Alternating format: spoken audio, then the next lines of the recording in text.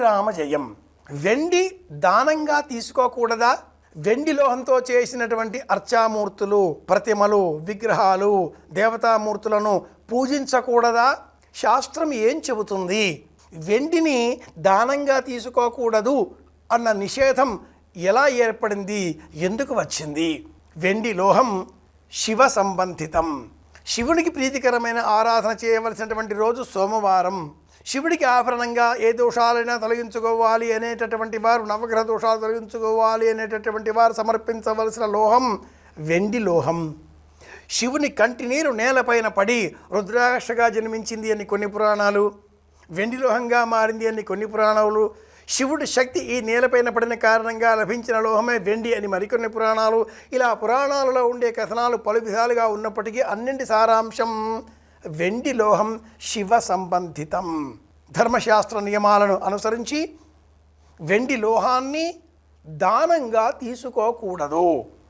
కానీ ఆ దానంగా ఎవరూ తీసుకోని ఎడల మరి ఆ వస్తువును దానంగా ఎవరికి ఇవ్వాలి అనే ప్రశ్న ఏర్పడినప్పుడు దానంగా తీసుకున్న వ్యక్తి త్రిరాత్రం వా సావిత్రీం గాయత్రీం అన్వాతి రేచయతి, 3 రాత్రులు ఉపవాస దీక్ష పాటించి ప్రతిరోజు 1000 సార్లు చొప్పున గాయత్రీ మంత్రాన్ని జపం చేసుకోవాలి.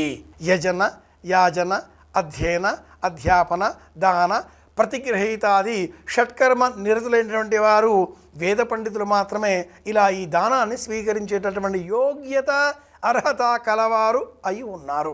గోభూతిల హిరణ్యాజ్య వాసోధాన్య గుణాంచ రౌప్యం లవణమిత్యాహు. 9వ దానం రౌప్యం, వెండి. జాతకంలో ఉండేటటువంటి చంద్రదోషం కూడా ఒక దోషమే.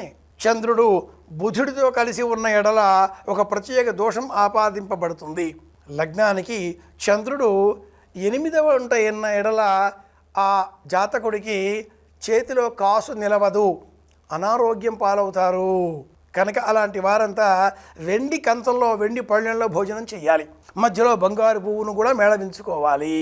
వెండి గ్లాసులో నీరు నింపి ఆ నీరు స్వీకరించిన ఎడల చంద్రగ్రహ దోషాలు తొలగిపోతాయి.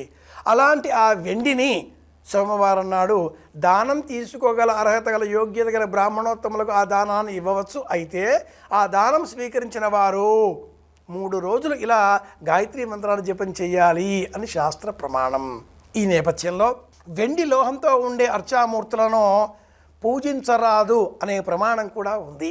ప్రధానంగా పూజించవలసిన అర్చామూర్తులు ఉండవలసిన ఆ లోహం రాగి శ్రేష్టం, తదుపరి కంచు, తదుపరి ఇత్తడి, తదుపరి వెండి. ఈ క్రమంలో రాజలోహం అనేటటువంటి గుర్తింపు ఉన్నప్పటికీ వెండి లోహానికి ఉండేటటువంటి పరిమితుల దృష్ట్యా వెండి, రాగి రెండింటిలో ఏది శ్రేష్టం అంటే రాగి లోహమే శ్రేష్టం. రాగి, ఇత్తడి ఈ రెండింటిలో ఏది శ్రేష్టం అంటే కూడా మళ్ళీ రాగి లోహమే శ్రేష్టం. ఈ అన్నింటికంటే కూడా పరమోత్తమమైనటువంటి లోహం స్వర్ణం, బంగారు లోహం. కనుక బంగారం, రాగి, ఇత్తడి, కంచు, వెండి ఈ క్రమ పద్ధతిలో అర్చామూర్తులను మన పూజాగృహంలో ఏర్పాటు చేసుకోవాలి అనే ప్రమాణం. అలాగే అనివార్య కారణాల చేత మన ఇంటిలో వెండిలో ఉండేటటువంటి అర్చామూర్తులను మనం సేకరించుకున్నట్లయితే ఆ అర్చామూర్తి విగ్రహం బోలుగా ఉండరాదు. లోన డొల్లగా ఉండి రేకుతో చేసినటువంటి అర్చామూర్తిని పూజిస్తే ప్రయోజనం తక్కువ. నిండుగా ఉండే అర్చామూర్తినే మనం పూజించాలి. మన బుద్ధి అనుసరించి మనం చేసే పనులు మనకు ప్రయోజనాన్ని ఇస్తాయి. జాతకాలు అంతగా ఉపయోగపడేటివి కావు, దేవతారాధనలు అంతగా ఉపయోగకరమైనవి కావు అని వాదించేవారు, చెప్పేవారు అనేకులు ఉండవచ్చును గాక. కానీ ఆ వాదనలో మనకు ఇలాంటి బుద్ధి కలిగించేటటువంటి శక్తి, మనకు వచ్చే కష్టాలను ఎదుర్కొనేటటువంటి మనోబలం మనం పొందగల విధానం నిండైన విగ్రహాన్ని పూజిస్తే కలుగుతుంది. జాతకంలో వచ్చేటటువంటి గ్రహాల అనుగ్రహ అనుకూలత దృక్కులను అనుసరించే మనకు అలాంటి ఊహలు కలుగుతాయి. ఇది సత్యం, ఇది విశ్వాసం, ఇది నిజం, ఇది నమ్మకం. కనుక తెలుసుకుందాం. తెలుసుకున్న విధానంలోనే వెండిని దానమిద్దాం. తెలిసిన విధానంలోనే నిండుగా ఉన్న వెండి మూర్తులను, అర్చామూర్తులను పూజలో దేవతామూర్తులుగా సంకల్పం చేసి పూజిద్దాం. ప్రయోజనం సాధిద్దాం. మళ్ళీ రేపు కలుసుకుందాం. శుభమస్తు. శ్రీరామ జయం.